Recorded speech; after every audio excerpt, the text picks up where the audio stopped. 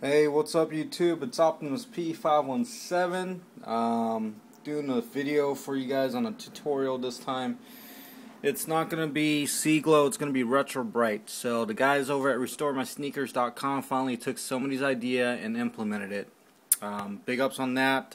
Let me show you what I've done so far. I've put in, I would say, about 20 hours into these guys. These are dead stock. I still got a pair I wear. Try and get a better angle on here. You can kind of tell the difference right off the bat already.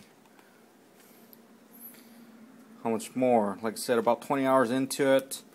All Retrobrite, no Seaglow done. And you can definitely tell the yellowing difference. From the bottom of the sole, from the side, huge difference. And then from the back, try and get a better shot here. You can see that as well. So what I'm going to do, teach you guys how it works. This is my setup, a little different from before. A couple things I want to point out.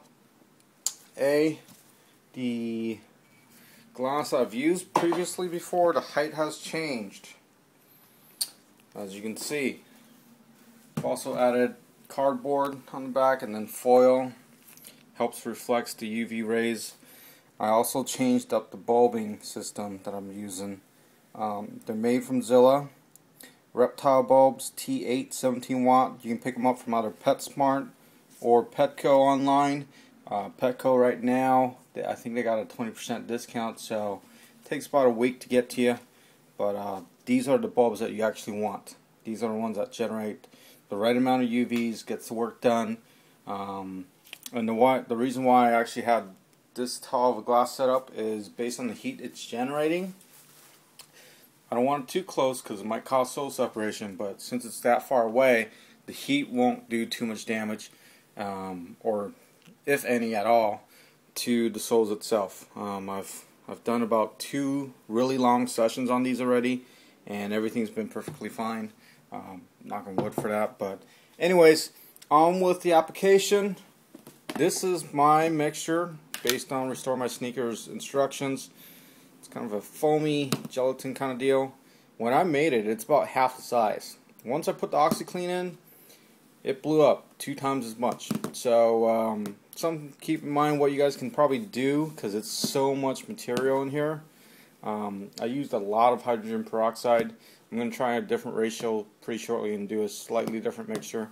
But when you guys make the batch, you can probably half it and then add 1/8, so it's 1/16 of the amount of the OxiClean later, so at least you have 2 separate batches to go with. Because they said the shelf life is 3 days. Haven't really tried it out after 3 days yet because I'm on day number 2, I think. So I'm going into day number 2. But anyways, props to these guys. I got my bottle of the sauce. One thing I noticed, their formula, it's a little more liquid. It's hard to tell, but I definitely know for a fact that their formula is more liquid compared to this sauce. So it's a little bit different. Their sauce is different. Somebody will eventually figure it out, how the ratio and what to mix and what not. But I mean, they've listed ingredients on there, so if somebody can figure that out, that's great. If not, whatever.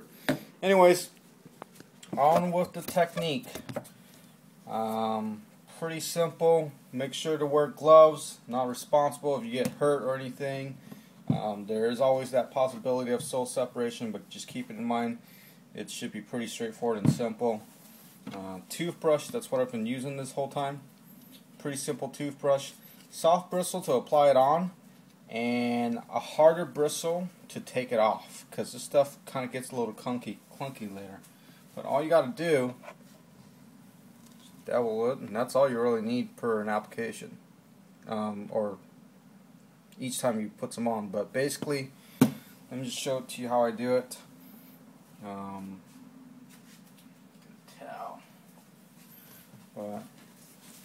back of the sole, and that's all you do. You just keep adding a little bit more, slab it on there, and just keep slabbing it on there, and that's all you got to do. So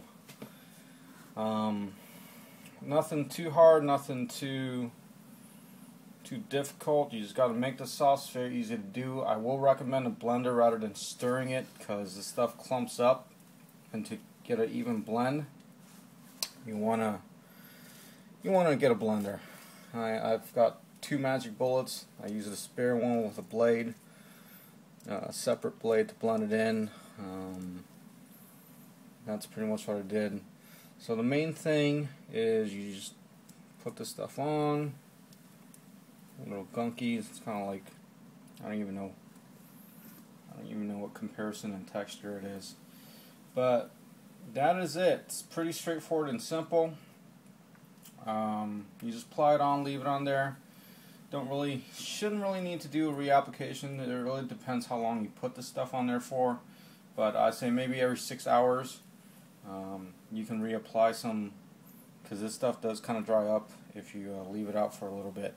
So I'm not doing this for unwrap or the cling wrap. So that's one difference you guys seen. I'm not also doing the cutouts either, just because I'm doing an indoor setup, so I'm not using natural sunlight. I'm just using UV rays, so I'm able to get away with it and do okay. So I'm pretty happy with that. Just extra work I don't want to do. But basically, you guys go ahead and support Restore My Sneakers. They're, they didn't create the sauce and stuff, but they help figure out a way to prolong it, which is nice, because after 3 days, this is a lot of material to throw away after 3 days. So I'm going to keep experimenting after 3 days if how effective it gets from that point on. But I'm going to try and also get these soles as clear as I can, because I've done, like I said, about 20 hours, and these look hella icy right now, so you guys just can't see it in person. But the main thing, when you put it on, the foil, I have a couple foil strips as well. Put it on. What you want to do is put foil around the sole area, so that way the rays will reflect off of the light, and then try to hit as many angle as possible, because I'd rather do this in one session than to do multiple sessions just for the sides. But as you can tell, it came out pretty evenly once you put the foil and the reflective setup on. This is pretty easy for me to do. I just took a piece of cardboard cut out from the bulbs that were shipped in, exact length, perfectly. Put it on there, prop it up. I got some honey and other stuff to use it, prop it up, but I was going to make a stand for it. You just leave it on there. When you clean it off, cold water, rinse, and just take the toothbrush and go to town with it. Don't worry about anything else. Just have at it. It does pretty well on there, and just make sure clean it all up, because you don't want to leave any residue sitting there. But that's pretty much it. So if you guys got any questions, let me know.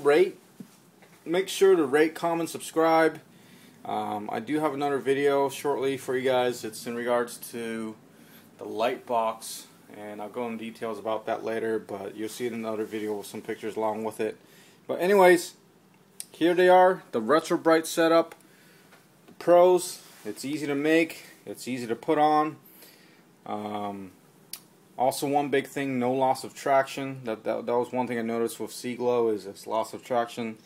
Cons, I really can't think of any other than the 3-day shelf life I've been told. So other than that, like I said, you guys got any questions, hit me up, let me know. Rate, comment, subscribe.